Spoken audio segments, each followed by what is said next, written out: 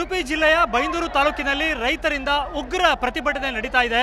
ರಸ್ತೆ ತಡೆಯನ್ನು ಮಾಡುವ ಮೂಲಕ ಆಕ್ರೋಶವನ್ನು ವ್ಯಕ್ತಪಡಿಸ್ತಾ ಇದ್ದಾರೆ. ಇದು ಕೇವಲ ಈ ಒಂದು ದಿನದ ಪ್ರತಿಭಟನೆಯಲ್ಲ, ಕಳೆದ ಒಂದು ವರ್ಷದಿಂದ ಪ್ರತಿದಿನ ಎಡೆಬಿಡದೆ ಇವರು ಈ ಪ್ರತಿಭಟನೆಯಲ್ಲಿ ನಿರತರಾಗಿದ್ದಾರೆ. ಮುಖ್ಯವಾದ ಬೇಡಿಕೆಯೊಂದನ್ನು ಇರಿಸಿಕೊಂಡು ಇವರ ಹೋರಾಟ ನಡೀತಾ ಇರುವಂತಹದ್ದು. ವಿಷಯ ಏನಪ್ಪಾ ಅಂದರೆ, ಪಟ್ಟಣ ಪಂಚಾಯತ್ ವ್ಯಾಪ್ತಿಗೆ ತಮ್ಮ ಗ್ರಾಮಗಳನ್ನು ಕೈ ಬಿಡಬೇಕು ಅನ್ನುವಂಥದ್ದು ಇವರ ಮುಖ್ಯವಾದ ಬೇಡಿಕೆ ಇರುವಂತಹದ್ದು. ಕಳೆದ ಒಂದು ವರ್ಷದಿಂದ ಪ್ರತಿದಿನ ಅನ್ನುವಂತೆ ರೈತರು ಬೇರೆ ಬೇರೆ ರೀತಿಯಲ್ಲಿ ಹೋರಾಟವನ್ನು ಮಾಡ್ತಾ ಬಂದಿದ್ದಾರೆ. ಇವತ್ತು ಆ ಹೋರಾಟವನ್ನು ನಿರ್ಣಾಯಕ ಘಟ್ಟಕ್ಕೆ ತೆಗೆದುಕೊಂಡು ಹೋಗಿದ್ದಾರೆ ಮತ್ತು ರೈತ ಸಂಘದ ನೇತೃತ್ವದಲ್ಲಿ ನೂರಾರು ರೈತರು ಇಲ್ಲಿನ ರಾಷ್ಟ್ರೀಯ ಹೆದ್ದಾರಿ ಪಕ್ಕದ ಸರ್ವಿಸ್ ರೋಡ್ನಲ್ಲಿ ಸರ್ಕಾರಿ ಬಸ್ಸನ್ನು ತಡೆಯುವ ಮೂಲಕ ತಮ್ಮ ಆಕ್ರೋಶವನ್ನು ಹೊರಹಾಕ್ತಾ ಇರುವಂತಹ ದೃಶ್ಯಾವಳಿಗಳನ್ನು ನಾವು ಗಮನಿಸಬಹುದು.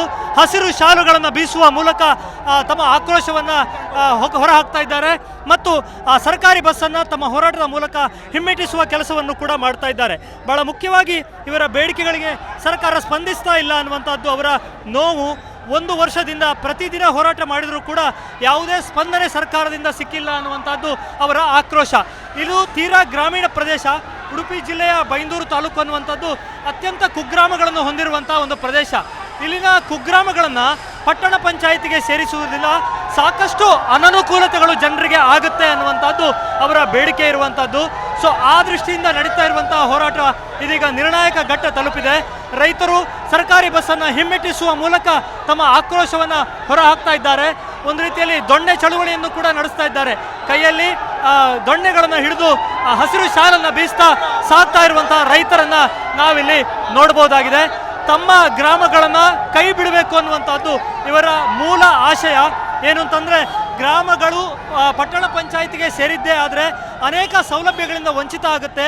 ವಿದ್ಯಾರ್ಥಿಗಳಿಗೆ ಕೃಪಾಂಕ ಸಿಗುವುದಿಲ್ಲ, ಜಾಗ ಮಾರಾಟಕ್ಕೆ ತೊಂದರೆ ಆಗುತ್ತೆ, ದಾಖಲೆಗಳನ್ನು ಬದಲು ಮಾಡಿಕೊಳ್ಳುವುದಕ್ಕೆ ತೊಂದರೆ ಆಗುತ್ತೆ.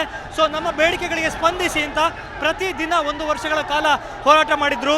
ಜಿಲ್ಲಾಧಿಕಾರಿಗಳು ಕೂಡ ಈ ಒಂದು ಜನರ ಬೇಡಿಕೆಗೆ ಸ್ಪಂದಿಸಿ ಕೆಲವೊಂದು ರೆಕಮೆಂಡೇಷನ್ಸನ್ನು ಕೂಡ ಮಾಡಿದ್ದಾರೆ. ಆದರೂ ಕೂಡ ಸರ್ಕಾರ ಆಸಕ್ತಿಯನ್ನು ವಹಿಸ್ತಾ ಇಲ್ಲ ಅನ್ನುವಂಥ ವಿಚಾರವನ್ನು ಇಟ್ಟುಕೊಂಡು ಈ ಹೋರಾಟ ನಡೀತಾ ಇದೆ. ಯಾವ ಹಂತಕ್ಕೆ ಈ ಹೋರಾಟ ಹೋಗುತ್ತೆ ಮತ್ತು ಸರ್ಕಾರ ಯಾವ ರೀತಿ ಸ್ಪಂದಿಸುತ್ತೆ ಅನ್ನೋದನ್ನು ಮುಂದಿನ ದಿನಗಳಲ್ಲಿ ಕಾದು ನೋಡಬೇಕಾಗಿದೆ. ಉಡುಪಿಯಿಂದ ಕ್ಯಾಮ್ರಾಮನ್ ಹರೀಶ್ ಜೊತೆಗೆ ಶಶಿಧರ ಮಾಸ್ತಿಬೈಲು, ಏಷ್ಯಾನೆಟ್ ಸುವರ್ಣ ನ್ಯೂಸ್.